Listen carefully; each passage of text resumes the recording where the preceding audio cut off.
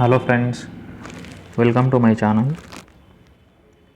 రాబోయే group 2 notification కోసం notification వచ్చేంత వరకు ఫస్ట్ పేపర్ 3లో ఈ యూనిట్లను చదువుకుందామండి. అన్ని యూనిట్లను, ఇక్కడున్న యూనిట్లను అప్డేట్స్తో సంబంధం లేకుండా ఫస్ట్ ఇవి అయితే నేర్చుకుందాం నోటిఫికేషన్ వచ్చేంత వరకు. దీంట్లో ఇండియన్ ఎకానమీలో 3 యూనిట్లు నేర్చుకుందామండి.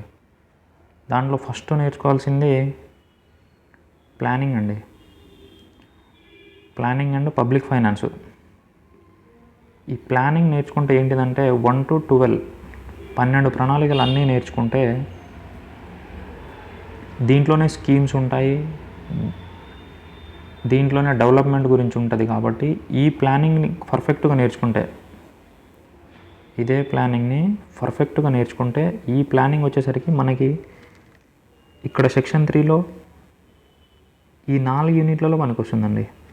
ఇక్కడ ఈ 4 యూనిట్లలో అంటే సామాజిక అభివృద్ధిలో, పేదరికం నిరుద్యోగంలో, ప్రాంతీయ అసమానతల్లో, పర్యావరణ సుస్థిర అభివృద్ధిలో. ఎందుకంటే ఇక్కడున్న స్కీమ్సే దీంట్లో కొన్ని రిపీట్ అవుతాయండి ప్రతి యూనిట్లో. ఇప్పుడు సామాజిక అభివృద్ధిలో విద్య గురించి, ఆరోగ్యం గురించి ఉంటుందండి. దాంట్లో ఇక్కడున్న స్కీమ్సే ఇక్కడ వస్తాయి. అదేవిధంగా పేదరిక నిరుద్యోగంలో పేదరికం మరియు నిరుద్యోగాన్ని రూపుమాపుటకి తీసుకొచ్చిన ప్రణాళికలు కానీ, ఇక్కడ ఎన్నో ప్రణాళికలు ఉండేవి, ఇవన్నీ ఇక్కడ యూజ్ అవుతాయండి.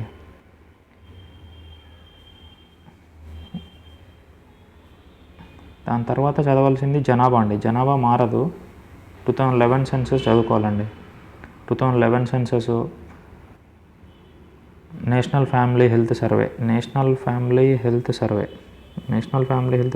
5 చదవాలండి ఖచ్చితంగా. నేషనల్ ఫ్యామిలీ హెల్త్ సర్వే 5 ఖచ్చితంగా చదువుకుంటే దాంట్లో నుంచి రీసెంట్గా జరిగిన ఎగ్జామ్లో చాలా మార్క్స్ వచ్చాయండి.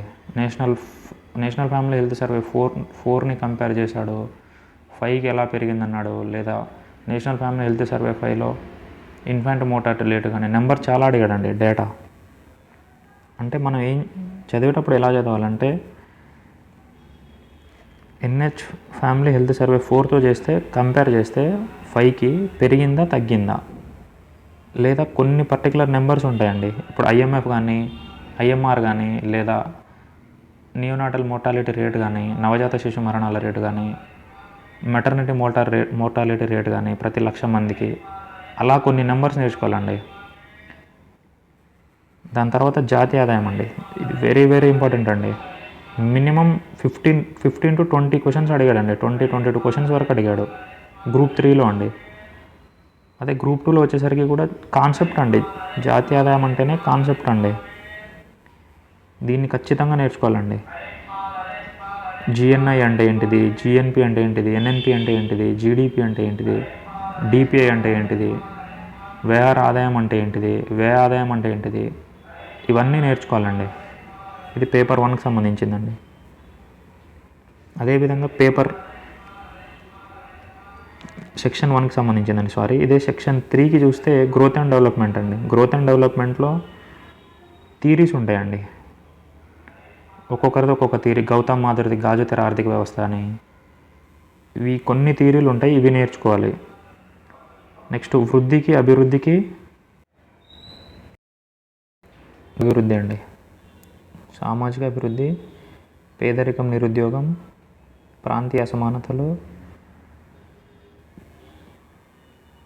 పర్యావరణం సుస్థిర అభివృద్ధి అండి. ఈ పర్యావరణం సుస్థిర అభివృద్ధిని ఇక్కడ 5th యూనిట్లో చదువుకుంటే మనకు పేపర్ 1లో ఉందండి. ఈ పర్యావరణం గురించి పేపర్ 1లో ఒక 3 to 4 మార్క్స్ రావచ్చు. 3 to 4 మార్క్స్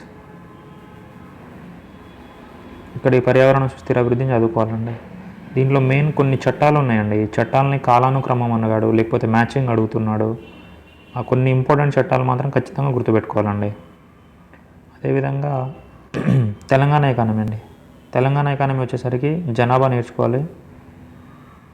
దీంట్లో ఫస్ట్ చాప్టర్ ఉంటుందండి, తెలంగాణ ఆర్థిక వ్యవస్థ నిర్మాణం అండ్ వృద్ధి. దీంట్లో మనం చాలా మొత్తంలో తెలంగాణ హిస్టరీ మరియు తెలంగాణ మూమెంట్లో చదివేస్తామండి. చదవాల్సిన కొన్ని చట్టాలు కొన్ని చదవాలండి. చట్టాల వరకే, చట్టాలు అది చదువుకుంటే చాలండి. ఓకే అండి, థ్యాంక్ యూ.